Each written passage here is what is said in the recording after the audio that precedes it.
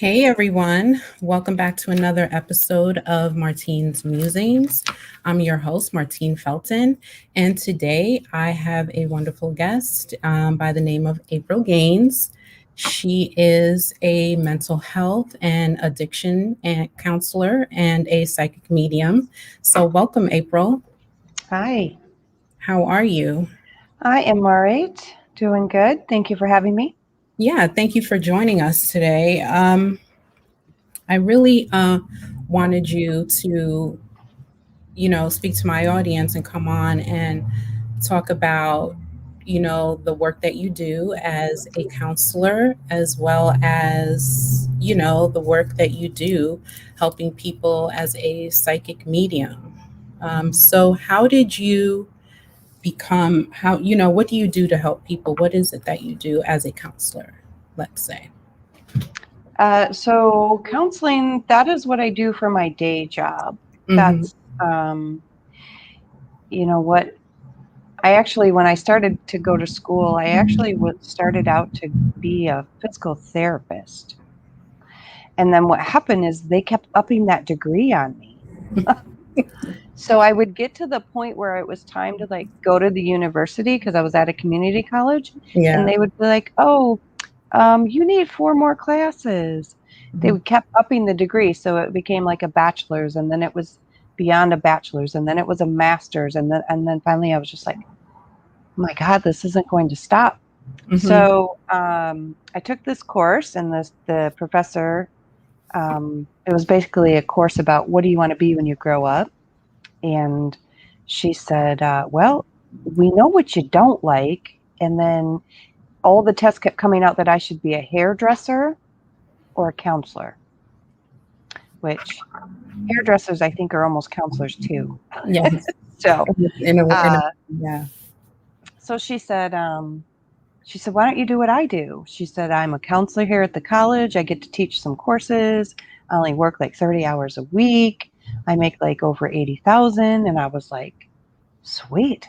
So I just switched it all over to counseling. But in reality, I've always been a counselor. I was always the counselor in my family. I was always the person that listened to the friends. It is in my nature. It's naturally what I do is listen and help people. So in my regular job, I work with mental health and substance abuse. And I can say probably one of the core issues, there's a couple core issues, but low self-esteem is one of them. Hmm. And limiting beliefs. Anxiety is another really big one that I deal with on a daily basis.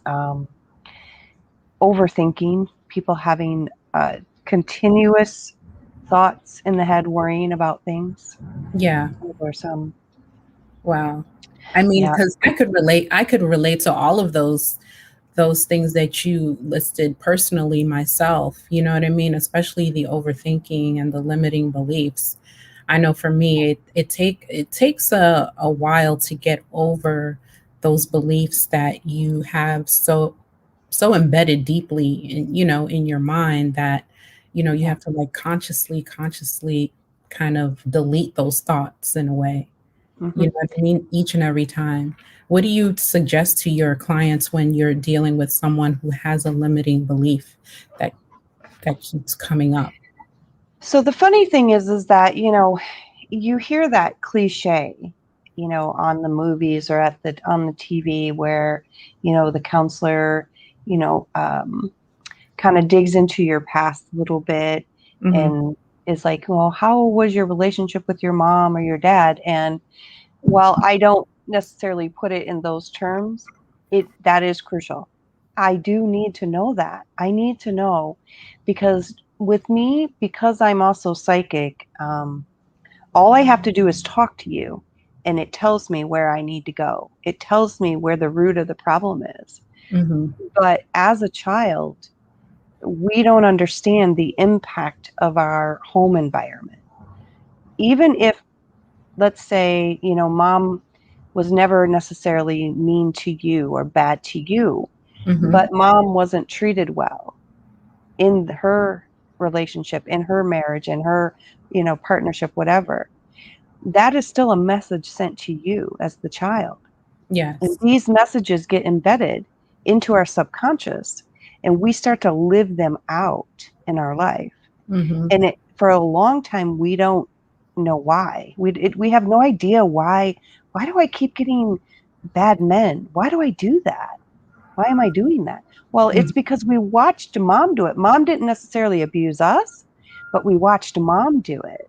Mm-hmm. So that becomes norm for us. So I do have to initially dig into your past a little bit. And I tell people, I don't have to stay there. I just need to know. And Yes. that'll tell me, it'll help me to find those limiting beliefs that we get embedded into us. Mm. How do you mentioned, like, I'm sorry, were you about to say something? No, go ahead. Oh, okay. How do you how do you use your psychic abilities and your count? Do you kind of fuse those two together? Because you mentioned that. Well, here's the thing. Yeah. I've always been psychic. Mhm. Even as a child, I was psychic, and I didn't know that I was psychic until around 27 years old. That's when I actually figured out that's what I've been doing my whole life. Mhm. But it was like, oh, this is what I've been doing. So, um, what psychic ability is, if I'm to break it down into the simplest terms, is it's simply reading energy. So when somebody comes into my room or my office, or I'm doing a session with them, I actually am able to pick up on their energy, and it actually talks to me. It tells me a story. It tells me what's going on. So, but in my agency where I work, they don't believe in psychic ability. Right. So I can't actually tell my clients, hey, so I'm psychic. Yeah, and I'm your counselor. Yes. But what happens is I tell them, all you got to do is talk to me, and I tell them, I can't really describe how I do what I do, but all I got to do is talk to you, and it'll tell me. Right. Right. And it's because I can just read into it. It's guided. It's a guiding system. Psychic ability is a guiding system. Yeah. So it's actually very beneficial. So for the clients, and I'm going to say that, universally, because they're sent to me, that's the okay. That's like, okay, universe sent you to me for a reason. Mhm. Because, God knows what I know, and he knows how I work. So he sent you to me for a reason, Yeah. right?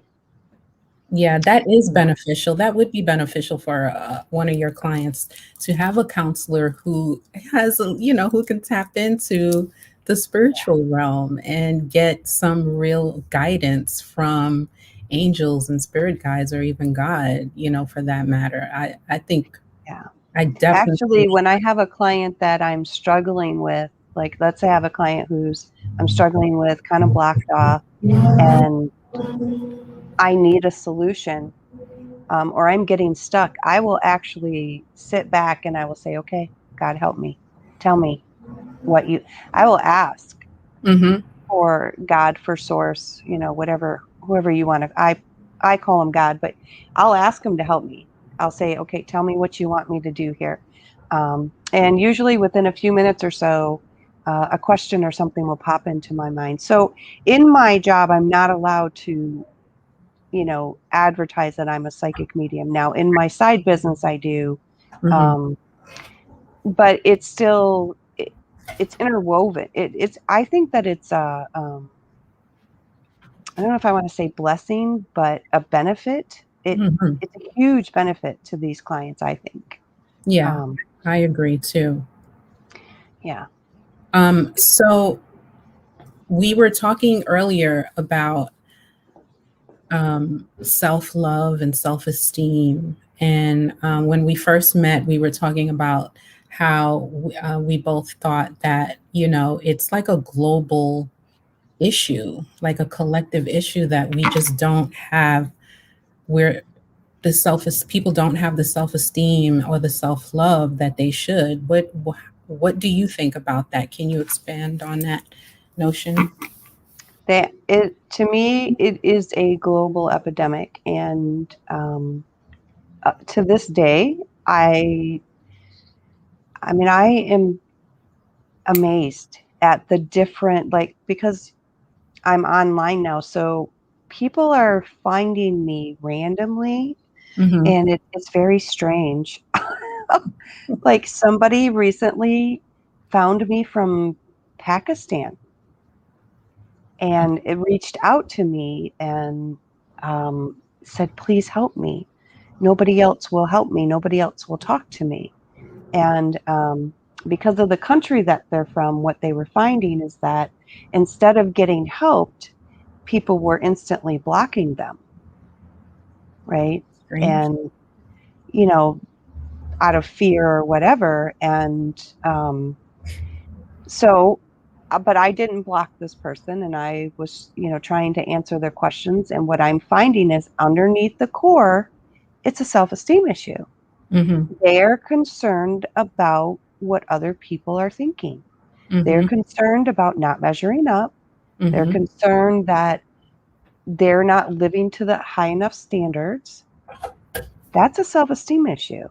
So this is still being proven to me that this is a global issue, that we have this underlying belief that comes from our parents. It comes from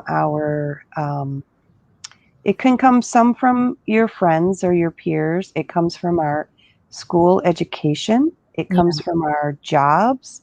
It comes from our movies, that we don't measure up. We're not good enough. Everything that we consume, basically, all the messaging out there. I absolutely agree with you. I 100% believe that the relationship that you have with yourself will manifest in the other relationships that you have. You know what I mean? Absolutely. Hmm. So it's also from past relationships too, and like you said, movies or even the TV shows that we watch, because then we start comparing ourselves Yeah. to the people that we're watching and social media. It's a lot. It's a lot. It's everywhere. And, like I've had a few clients that I can say that when I look into their family, Hmm. it's not their family, but they were bullied in school. So the family is okay, but they were bullied in school, so they still have this low self-esteem. So it's multiple sources. Yes. Multiple. Multiple sources. Yeah. For I know for me it was past relationships. I can take it from past work experiences where I always felt like less than. I always felt other people were smarter than me, so I kind of like always held back. Hmm.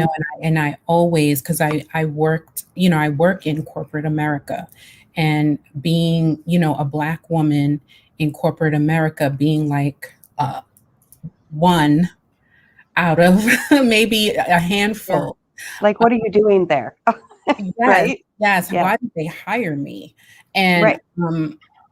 then, feeling a little less than, and just then saying, okay, I'm just gonna coast in this job because it pays me well, and I just want to Mm. stay off the radar, and keep my head down and stay off the radar. That's all limiting beliefs, and that was like, I didn't really notice that until I started doing a lot of self inquiry, and started really, when I started on this my spiritual path and awakening and things like that.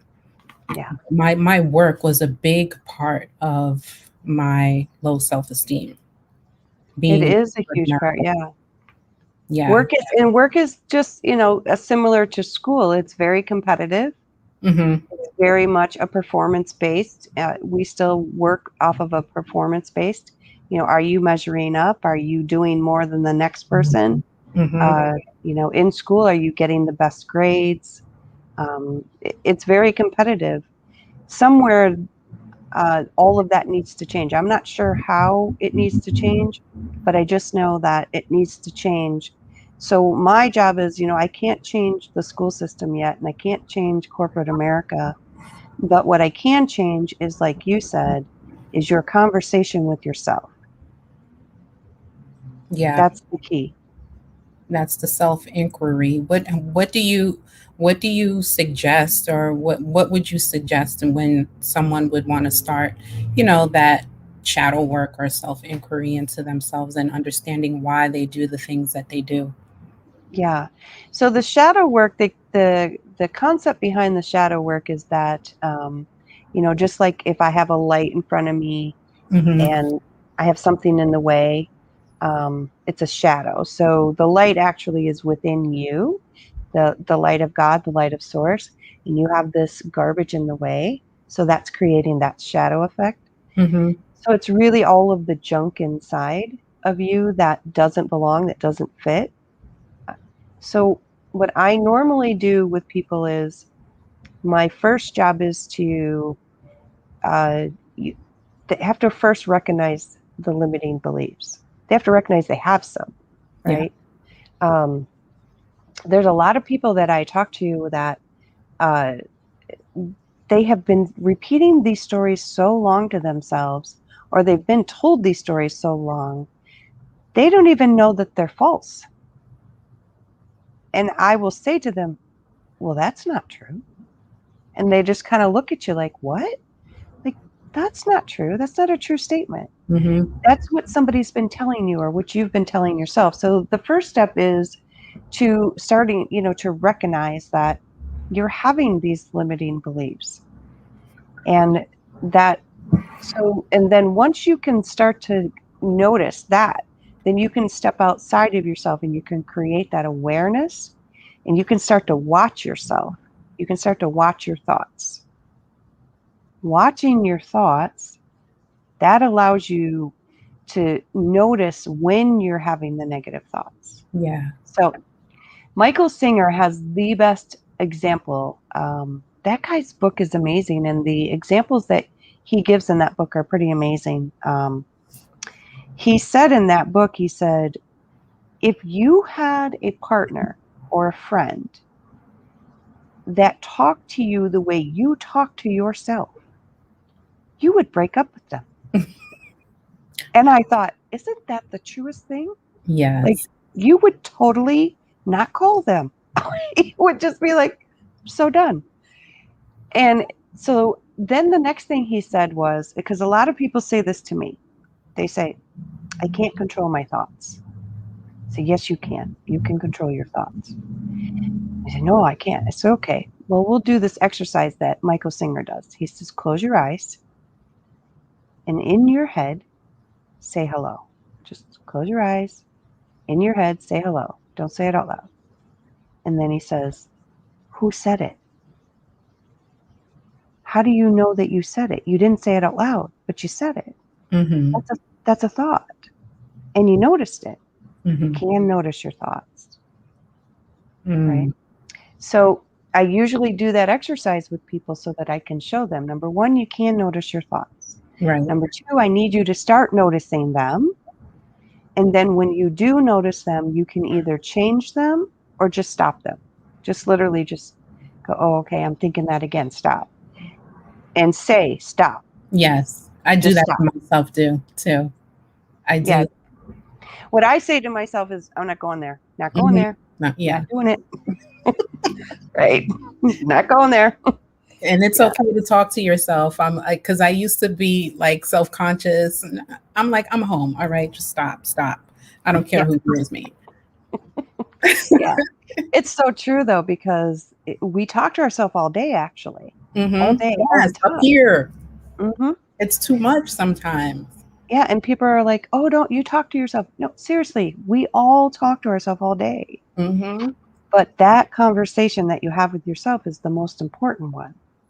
It really is. I really and when I catch myself, I say stop, don't go there or whatever, and then I try to come down out of my head here and be like, and breathe and like, okay, what is the right thing to do? Like, what is, you know what I mean? What feels good? Hmm. because to get out of my head and into my heart, because being in my head so much for me personally is killing me sometimes. Oh yeah, all the time. Yeah, definitely. Yeah, the heart space is actually pretty phenomenal. The Mhm. heart, the heart, the energy that. So if you have ever heard of Heart Math Institute, Yes, I heard of it. yes. So the magnetic field of the heart is 40,000 times stronger than the brain. Yes. And the heart actually has more brain cells in it than the brain. So your Hmm. heart feels first, actually. But we have been taught to produce and to be the best and to be the strongest and to be the fastest. So we go up to the head. Hmm. So if we can learn to come back down to where we should be, which is in the heart, Yeah. then we can become more centered. Yep. Yeah. And I try to do that as much as possible. And I really wish that people would start realizing too, like the not everything in your mind everything in your mind is not, it's not everything. There's more. You Yes. get more from being more heart centered than in your head. Well, and that's funny because I just had this conversation with one of these people that I'm trying to help. And I finally got to a point where I just straight up said, what you are saying to me is not real, but you think it's real, but it's Hmm. imagined. You have imagined this whole scenario. You have imagined what this is going to be like, what people are going to say, what they're going to do, but it is fake. No, no, it's not fake. Yes, it is fake. And then a couple days later, the whole scenario went down and they wrote me and they were like, so this kind of happened and it wasn't what they, and I said, I told you.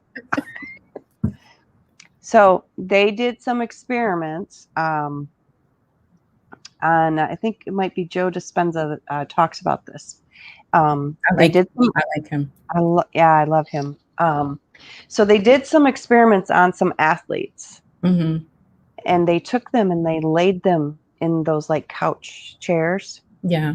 and they hooked them up to electrodes and they asked these athletes to imagine running their race and their body and their mind responded as if they were actually running, but they were laying down Mm.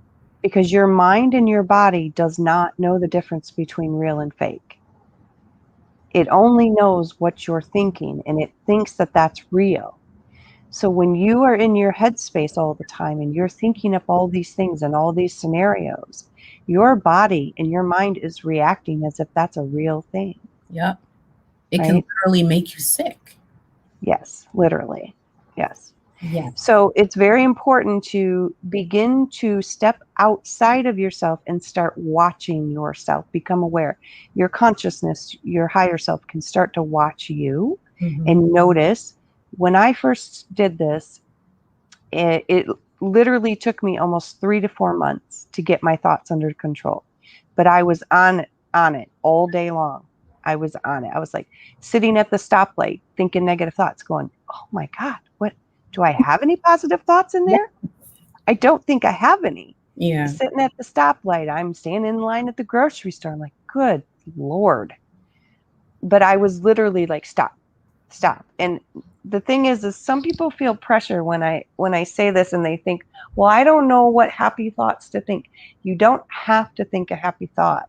You can literally just stop that thought. And then the brain is so persistent because it thinks that these thoughts are so important that it'll literally 2 seconds later do it again.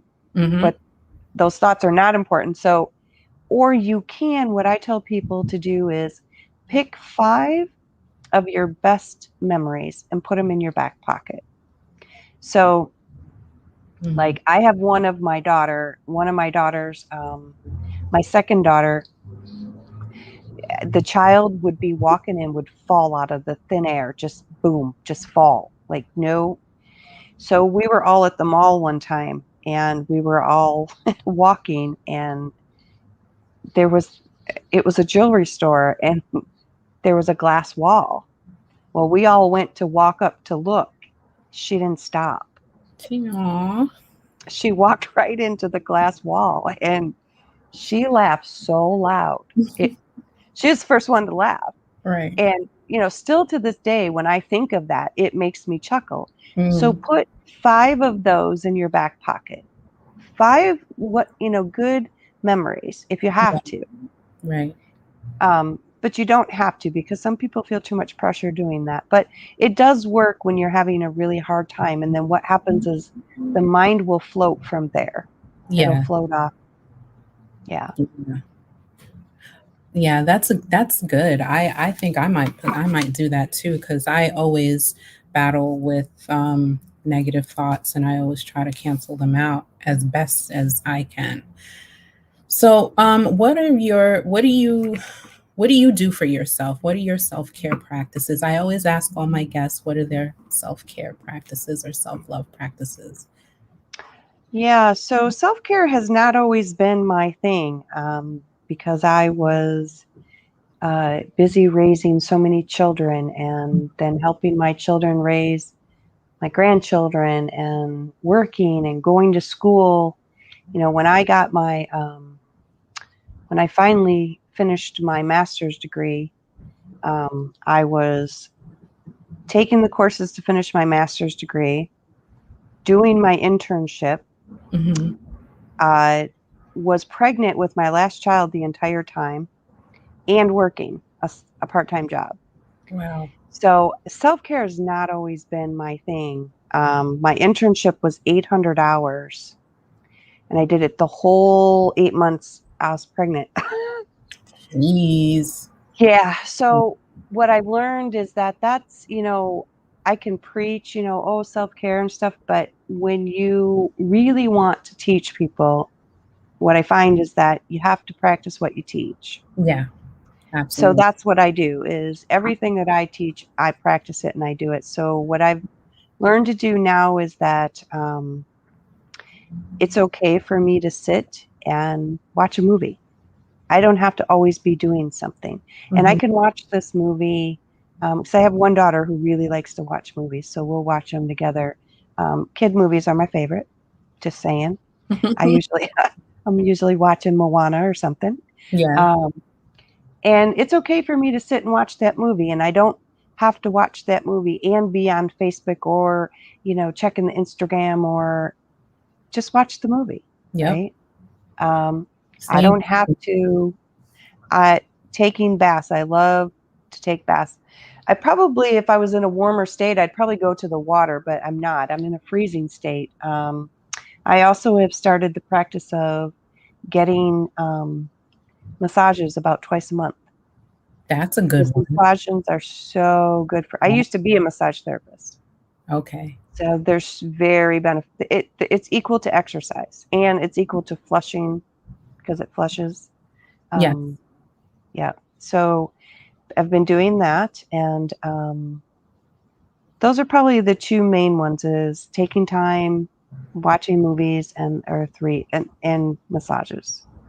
Those are good. Those are good ones. I mean, I try to do those things too. I started taking baths as well, and started utilizing my energy in more creative ways, like painting and stuff, getting dabbling into art.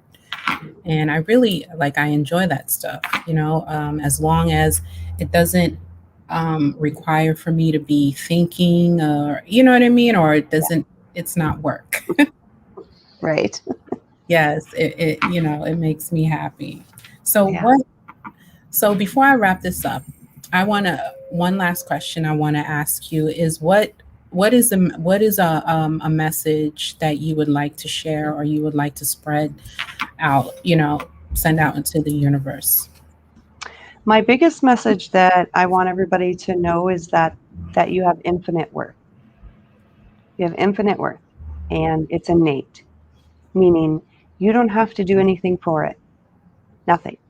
Hmm. You do not have to do anything to be worthy. You are already worthy, period. Period. That's a good one. Yeah. Yeah. We all have infinite worth. I like that. Hmm. So thank you, April. Thank you for joining me today. Thank you for agreeing to being on my show. And for everyone who is watching or listening, I hope you got that message, and I hope that this podcast helped you in some sort of way. So I'm going to wrap things up here. I'm going to leave it there. And also, if you see you're watching this, you see the banner at the bottom of the screen. Go ahead and purchase a copy of my new book on my website on martinefelton.com.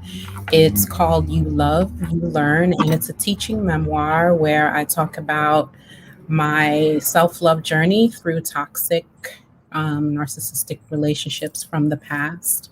And it's a good read. It's a lot of good stories, and I really feel like a lot of women out there will be able to relate and take something from it. So, everyone, thank you for watching, and I'll see you next time. Take care.